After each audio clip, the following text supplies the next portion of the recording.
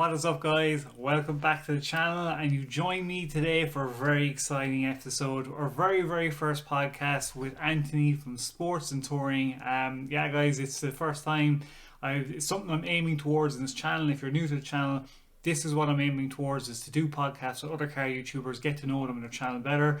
So we're going to jump into this one. Just to let you know beforehand, I've had to record this on my laptop and Anthony on his phone, and some of the obviously the video and the syncing with the sound isn't the best, but we have to make do with what we have. But still, it's a great podcast, and guys, check out their channel in the description below, their link. So let's jump into this podcast. I hope you enjoy it and will subscribe to the channel after seeing this, and to Sportzntouring also. So here you go.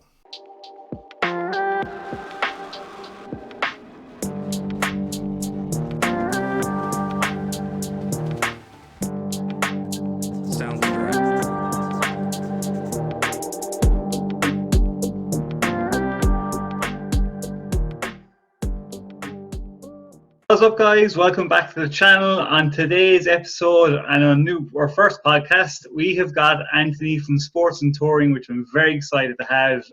Great guy. He's come on the channel, and we're just going to talk about cars and his channel and what car he has and bits and pieces. So how are you doing, Anthony? I'm doing great, Shane. Great to see you today. Good. Yeah, same. It looks like you're getting the same weather as us here anyway, so no complaints. It is beautiful. Absolutely beautiful. Great weather for going for a drive.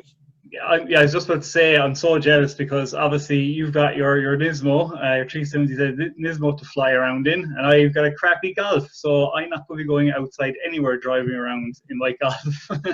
So, well, listen, don't knock a Golf. Golfs are good cars. My son, he used to race Golfs. Okay. Yeah. Good. So what have you been up to lately, and what actually made you start the channel? Well, that's actually that's a good question. I kind of hinted at it a little bit there with the fact that my son used to race cars, not on the road, but he's a licensed racing driver, and he used to start in go-karts, and then he got some offers for sponsorship to move up into racing cars. And he used to race in the Volkswagen Racing Cup. He was actually the youngest driver to complete a season of the championship at 16, racing against adults. So that's why I was saying, don't knock a Golf. He used to drive around in a full race suit with no air conditioning, a very hot race car. So, it can be done. And but the way that we were able to do it, because I'm not loaded or anything, and the cost of racing is immense, even in go-karts. And the way that we managed to raise the money for it from sponsorship was by creating tons and tons of content on social media, whether it was YouTube, Twitter, mostly YouTube and Twitter and Facebook at the time. We did that for about 4 years. And then sort of the intensity of it got to a certain point where he decided he needed to take a step back, focus on just finishing his education. And so we dialed everything back, stopped racing for a while. He's now at university studying motorsport engineering, and no more content about cars. And we really used to enjoy making content about, even though it's about racing and about his story, a big part of it was just enjoyed content. And most of all, I enjoyed making the video content. So after about a year of not making any content to do with cars, I kind of missed it. So I was like, oh, what could I do? I don't know, I'll start filming some stuff to do with cars. And I really enjoyed it, and that was just under a year ago. That I think I put my first video out, and here we are.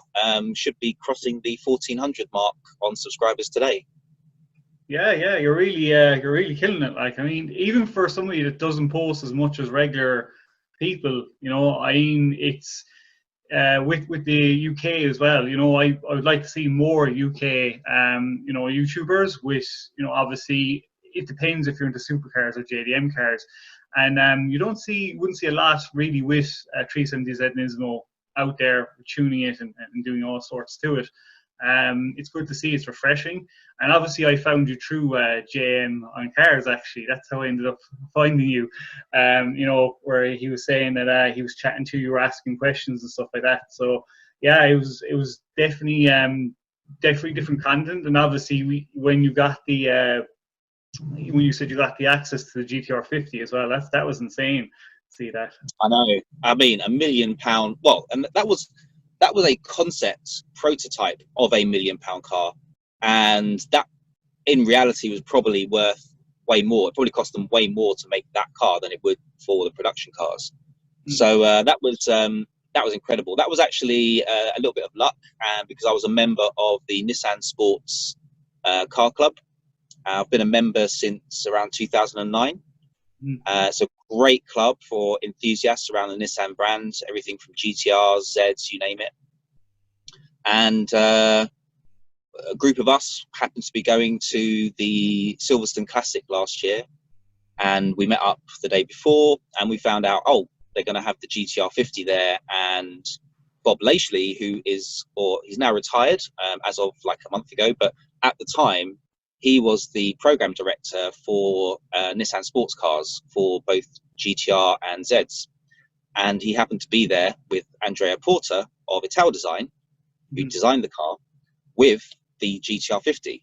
So sometimes they ask the club to do focus groups and kind of give feedback on cars. So as a result of that, one of the sort of senior members of the club knew Bob quite well and said, hey, Bob, a couple of our members, a member of ours and his son are here, and they're just started a new YouTube channel. I think we had maybe 300 subscribers or something like that. And, they'd love to be able to check out the car. And he was amazing. He was like, yeah, no problem. And when we got there, we were just like really humble and, oh, thanks so much for letting us film. And he was like, oh, sure, hang on. But are you sure it's okay there? Don't you want us to put it somewhere else where you've got a bit more space? I went, well, you'll move it for us. He went, yeah, we'll move it for you. No problem. Like, it's £1 million car. And I was like, oh, that's amazing. And he said, sure, we'll open it up for you. We'll start it. You can get the exhausts. And if you want to sit in it and check it out from the inside, that's fine as well. I went, really? I said, look, just so you know, I'm like a little privateer YouTuber. I'm not like fully trade insured or anything like that. He said, it's fine. We'll bring it around. Where do you like it? How would you like it positioned? And next thing I know, we're getting treated like VIP YouTubers with 300 subscribers. So I've got to say a big shout out to Bob and Andrea. They treated us like, with huge amount of respect. And I'd like to think that was because they thought maybe we had potential, but I just think they're genuinely nice people. Yeah, definitely. I mean, the access you got was insane. And fair dues, Bob. Like, I was watching the videos that you did, and the access you got. Like, it's very, the way the access you got when he said that, that was fine, and the way you were saying there, I was just thinking, wow, even if you're a small YouTuber, you're still, there's a lot of big companies out there that could I've been turned down a lot. I've emailed quite a few big companies to say, can I just get access to, like, even Lotus and stuff like that? And they're like, you're not big enough. They don't want to give you access because there's no exposure for them. And it was very nice to do that for you. So. Yeah, it was amazing. I mean, I think if I'd have said, can I get access to the car randomly, I think that probably wouldn't have happened. But it's just because we were in the right place at the right time. It was at the Silverstone Classic event.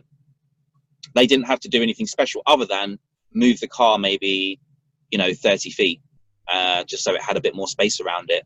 So I think realistically, if I'd have written to Nissan saying, oh, could I have access? They probably would have just not even bothered replying. Or maybe they would have replied and said, oh, give us a call in a couple of years. But I think it's just because they had the car on show there anyway, that was made possible. Obviously, they weren't letting people get in and out of the car. And actually, when people were trying to sort of like get too close to the car, they were sort of asking people to step back. And people were like, oh, but they're allowed to. He's like, yeah, but they're YouTubers. I was just like, oh, I don't know. I was like, I don't even know if we can call ourselves that yet, but okay, I'll take it for today. you get the YouTuber badge of honor when you're around the car, which is great. And what you think of the? Do you think actually that car will sell? Like, do you think it'll actually fully sell, or do you know if it has? I don't know the exact numbers. What I do know is that they weren't going to take it to production unless they had enough pre-orders and deposits in order to take it forwards. So they've obviously got enough deposits. Last week week before, when they launched the car, the production version, which has had some changes made to it, which we can talk about a bit in a minute. But when they launched the car, I had a chat with Bob after the launch, and so he was explaining that, and also during the launch, in fact, he also explained that they have enough orders on the books to go ahead with the production, and there's a few slots left. But that's all they're saying. That's all they're saying. Now, bear in mind, we're talking about a build run of 50 cars. Yeah.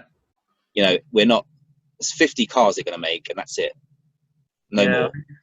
You wish you're one 1%er that could afford, you know, the GTR 50 when it comes out. I wonder if any YouTuber actually will get one. Oh no, I doubt it. So no way. No, well, there's only one. Manny Cashman's the only one I think that maybe would be able to buy it or afford it. Or a guy I always talk to is OB Prestige. I don't know if you've seen him. I've covered him a few times on my channel. He's up in Ottawa.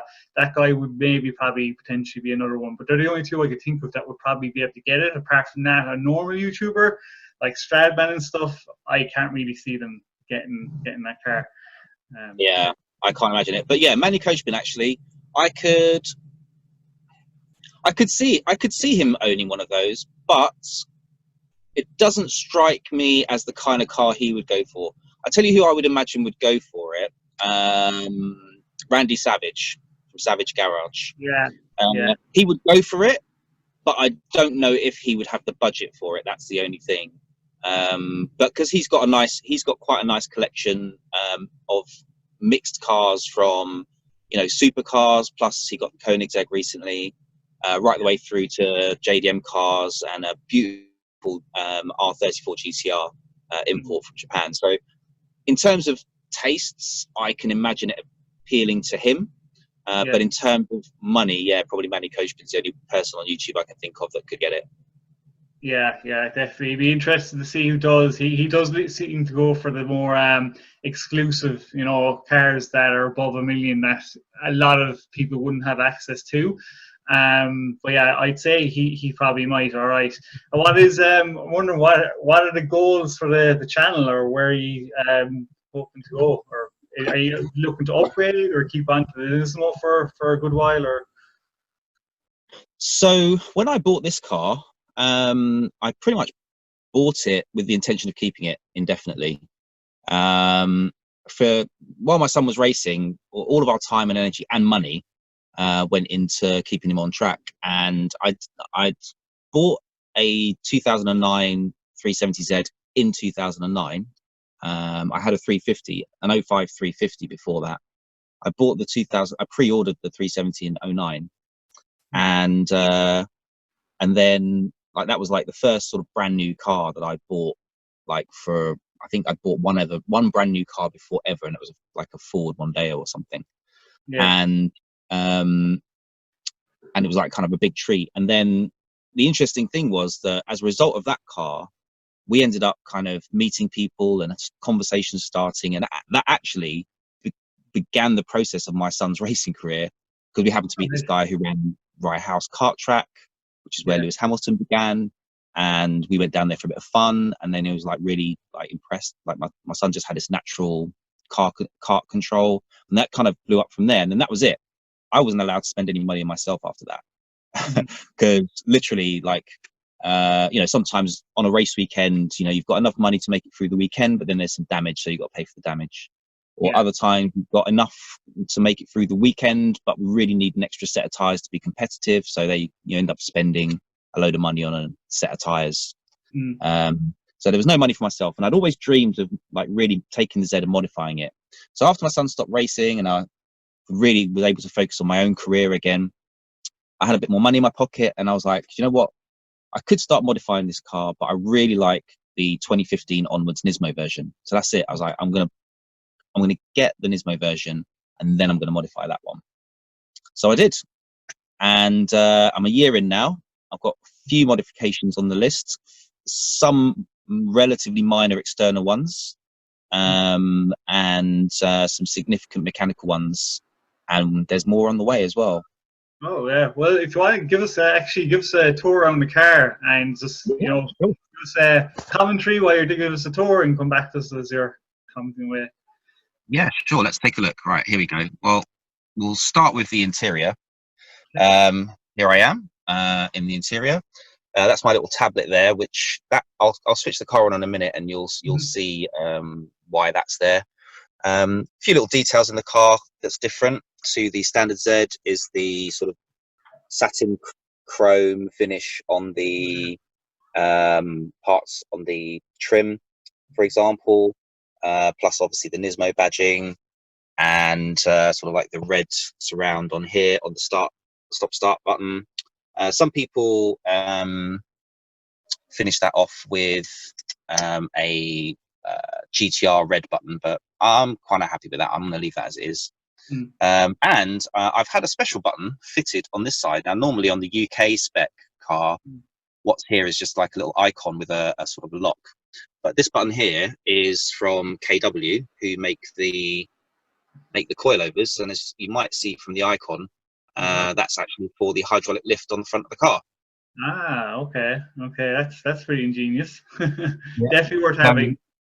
Yeah. So because I added the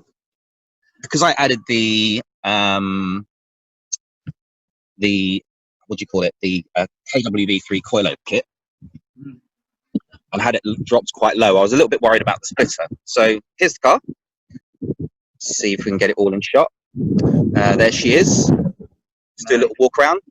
As you can see, it sits quite a bit lower than the stock one. That's because it's on the KWV3. So it's been dropped probably about 35-40 millimeters from standard Nismo. The Nismo is a little bit lower already from the stock one. One of the key features of the Nismo, if I can just get it into shot here, is you'll see that the sort of front design of the front bumper is got a distinct sort of Nismo finish to it. It's got slightly more aggressive sort of valance on the side here. It's got the Nismo red color-coded front splitter, which is shown in 3 pieces. Those actual red pieces there, they are actually separate parts. So if they get damaged, you can actually replace those individually. It's got front splitter. It's got a few dead flies on it here.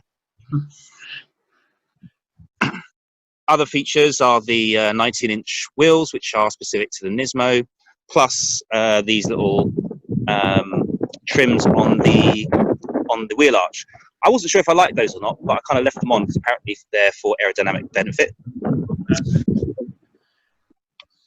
Then the other sort of key feature is the sort of side skirts. These are very specific to the Nismo. Have this kind of side blade coming out with the red trim. I've actually got a carbon fiber piece that sits underneath that, which is an extra fin, if you like, that goes underneath this and kind of goes underneath there. That's coming hopefully soon when the lockdown in Dubai is over, because I've ordered it from there. Also a front carbon splitters as well. And you can see the rear of the Nismo is also somewhat more aggressive, with the sort of slightly wider and longer rear bumper with a diffuser section. I've actually just received, I haven't announced this on the channel, so this is a 5-Star Cars exclusive. For the rear diffuser, I've got a carbon rear diffuser section with fins that's just arrived. Nice. And I have to get those fitted soon.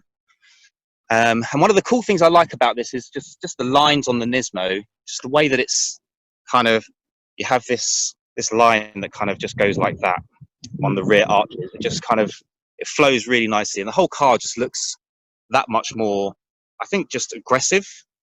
And plus with the drop I've got on it, it just kind of gives the car a certain stance. Yeah. Exterior mods that I've done so far are gloss black vinyl wrap on the roof, carbon fiber, I don't know if you can see that on the camera very well, carbon fiber door mirror covers, and this is an OEM Nismo stripe which I had to order from Z1 Motorsports in the States. And would you believe, each stripe is about $74 plus taxes and shipping. Jesus Christ. It's just a sticker. It's a Nismo sticker. It's an official Nismo sticker. So also on here we've got carbon fiber B pillar covers, which you can see here. obviously my sports and touring Instagram. So when you're at car shows, Yeah, very important. and this piece here is a carbon fiber boot spoiler lip. So the version 2 Nismo, which this is, the 2015 Plus, comes with a kind of sort of duckbill spoiler, whereas the version 1 had a sort of a spoiler on sort of 2 stands. I preferred this style of spoiler, but it just wasn't aggressive enough. So I found this part from a company in Thailand, and this is a carbon fiber lip that goes over the top. And actually, one of the videos that I have on my channel runs through this, some of the issues I had with it, plus all the other modifications on the car. Under the hood, I can show you under the hood if you want. Yeah, that's great. The spoiler looks amazing. That's one of my favorite parts, actually. It looks really well. Oh yeah, it makes it so aggressive. I tell you what though, I can feel it on the motorway. You can actually feel the back of the car sort of like hunkering down a little bit. So I'm looking forward to getting my front splitter, because it feels a little bit light on the steering on the front. A little bit dirty under here at the moment. It's actually due for a detailing anytime soon. As you can see, it's a little bit dirty, but that'll be sorted soon enough. So yeah, there's no visible modifications under the hood, but what I do have planned is to have, once this is detailed, I'm actually going to have the whole engine bay dressed. I've got some ideas for replacing this sort of front plate here with a carbon piece. Also get carbon covers for the battery pack and the brake fluid access port. I'm also getting a cold air kit to replace the stock one. At the moment, the air filters are just a stock air intakes, but the filters are HKS hybrid air filters. And do they extend with the car, or are they the ones you put in yourself? Yeah, just the drop-in ones, give you a little bit more flow. And then the main thing that's changed, I can't really show you that easily because that's the exhaust. So I've had the Cobra high flow cats fitted, along with short tails back box delete. So it's a little bit loud. When I say a little bit, I mean my neighbours love me. By the way, these tyre marks, I promise you, they're not me. I saw when you got out of the car. I was like, yeah, so somebody's been obviously testing their steering in their car and see if it works. But you know, they were testing their steering. Yeah, that's exactly what they were doing. It wasn't me, I promise. Look, I just put your rubber on those wheels, so we're sure we won't accuse you in any way. So yeah. Well, you know, the tyre marks are too thin. Yeah. Damn hooligans causing trouble in car parks. Right. So yeah. Anyway, but the exhausts is basically it's got now one of the cool things about the Nismo is it's got like 2 separate exhaust pipes. On the standard 370, the headers flow into a Y pipe, which then merges the flow in the middle of the car, and then it splits the flow at the back of the car again. Whereas the Nismo version has got off the headers, you've got the cats, and then instead of a Y pipe, you've got 2 separate pipes that run all the way to the back of the car. So that just allows for a bit better exhaust flow. With the high flow cats as well, and the fact that I've removed the back box, there's quite a lot of airflow coming out of the car. So it's been balanced between the intakes and the exhaust flow. Now for that, you actually have to give up a little bit of low end torque, but with a tune, most of that loss is down in like below 2000 RPM, which most of the time won't make a difference. But then what you end up gaining is peak torque and peak power. So this is up 30 horsepower on standard. Standard is 339 on the Nismo. It's 323 on the horsepower on the standard 370. 339 on the Nismo, and now mine's up to 369-ish. Some people just say it's at 370 horsepower, but just be honest. With the -1 brake horsepower, 369. Still though, it's good numbers. You know, it's very, very good numbers. Well, for a naturally aspirated engine, especially, you know, when you've got turboed cars, you literally just, you know, change the engine map and say, you know, increase the boost, and straight away you've got an extra 100 horsepower. But with a naturally aspirated engine, it takes a bit more work. So with these, if you want to take them to 400 naturally aspirated, generally speaking, that's going to mean a long tube headers, which removes the catalytic converter completely, with a two single piece headers running off the manifold down and become the downpipe as well. A few other bits and pieces. Gets quite expensive, but then you can get 400 out of them. I'm actually planning on just doing a cold air intake, mainly there's a particular one I'm looking at, and nobody's really done a great deal of content on it in the UK, so I'd like to do that more for the content. And then next year, my goal is to twin turbo it, which I also haven't announced on my channel. So that's another 5-star car. Excuses today. See, my first podcast. It's actually, that's going to be amazing when it's done, though. You know, so we some car when it's finished, and definitely twin turbo option. Definitely won't be a cheap option with the amount of work we probably have to go into it. But you know, definitely, it's going to be amazing when it gets finished. You know, it's like the amount of work-wise, do you feel like that the car is an easy car to work on, or to for mods and to do upgrades and stuff? Well, I'll tell you what. I think for someone who's experienced at doing that, it's okay. I think. I know that I'm a lot better with a computer and a camera than I am with a car. So I tend to let the experts work on the car. For anything mechanical, I tend to work with Abbey Motorsport down in Oxford. They've got a very good reputation. They know these cars inside out. They have a hub dyno as well. So they actually take the wheels off, mount the hubs onto the dyno, so you get a much more accurate reading. And they're literally like working on 370s, 350s, and GTRs of every edition all the time. That's pretty much most of what they do. They also do Toyota GT86s and a few other cars, but a lot of their customer base is around these cars. He's got a couple of his own as well that he works on, Mark Gillam. And yeah, I take the car down to them for anything mechanical, tuning, anything like that. Yeah, definitely. And do you think they now, if it happens, if these, we know we're still, I know I saw your video on, is it going to be the new 240Z, or is it going to be called the 400Z? They're talking about, the speculation is that it's going to be the 400Z, but I think what we were saying is that the design cues come from the original 240Z from 1969. But would I get one of those? I'll have to wait and see. But my plan is, like I said, I bought this car with the intention of keeping it indefinitely. And when I say indefinitely, I mean just probably forever. It's like it's this car means something to me. You know, it's representative of some amazing experiences that my son and I had from the previous 370. I even got it in the same color as my previous car. It was almost like, well, it's kind of been modified in most of the ways that I'd want it to by Nismo.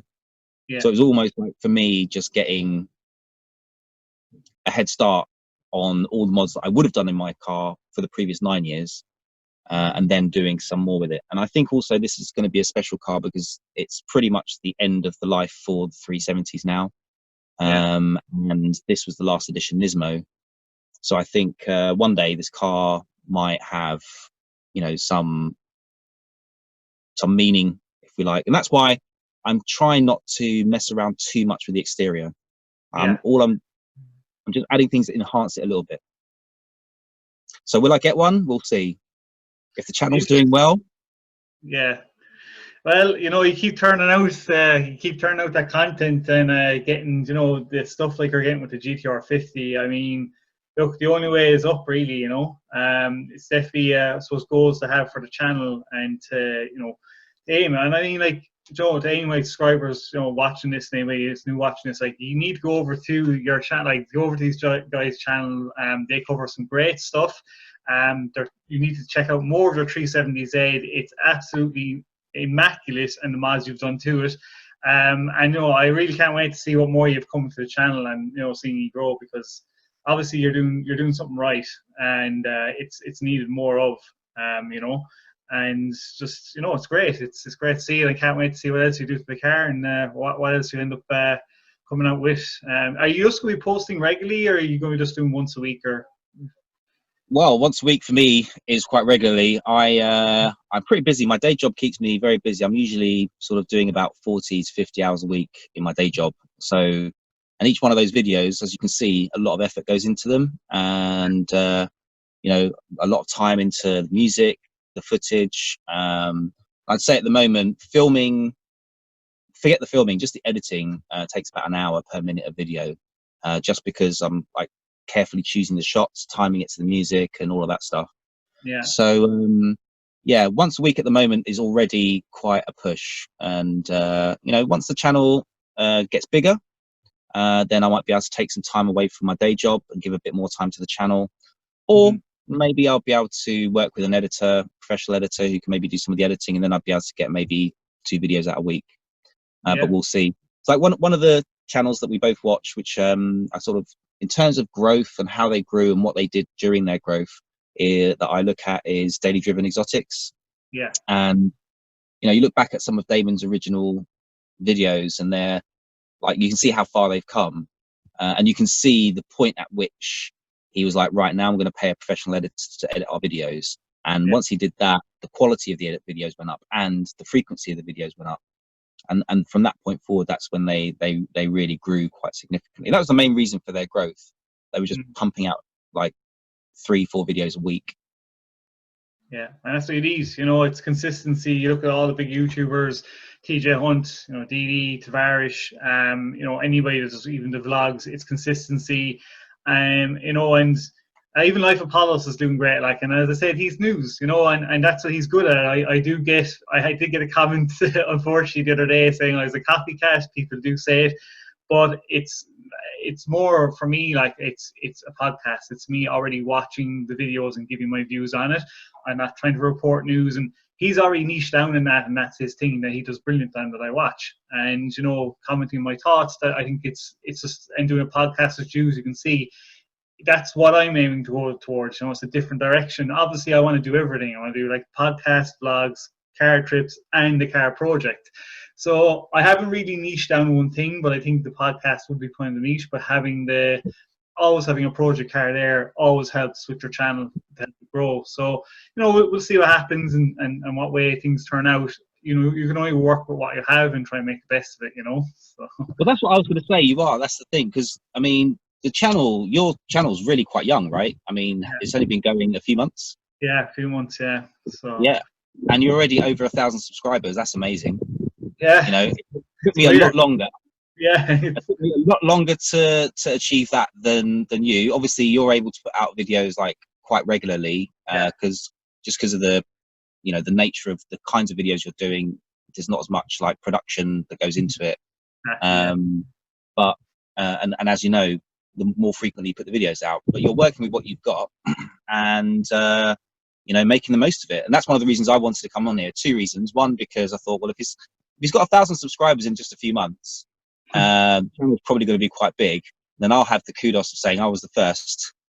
You'll be the first. You won't be the last, hopefully. But obviously, we want to make it a regular thing, and getting updates off you. And obviously, I always mean, as you can see, even with Joe Rogan, I love watching him in the way he does stuff. He brings people back on and just chatting to them. And obviously, that is a goal of mine, to make it like that, but have it on about cars. And I really like to feel, you being the first, it was good to have somebody regular come on and get updates about their channel and what they're doing. It's sure. definitely, I'm happy to come back.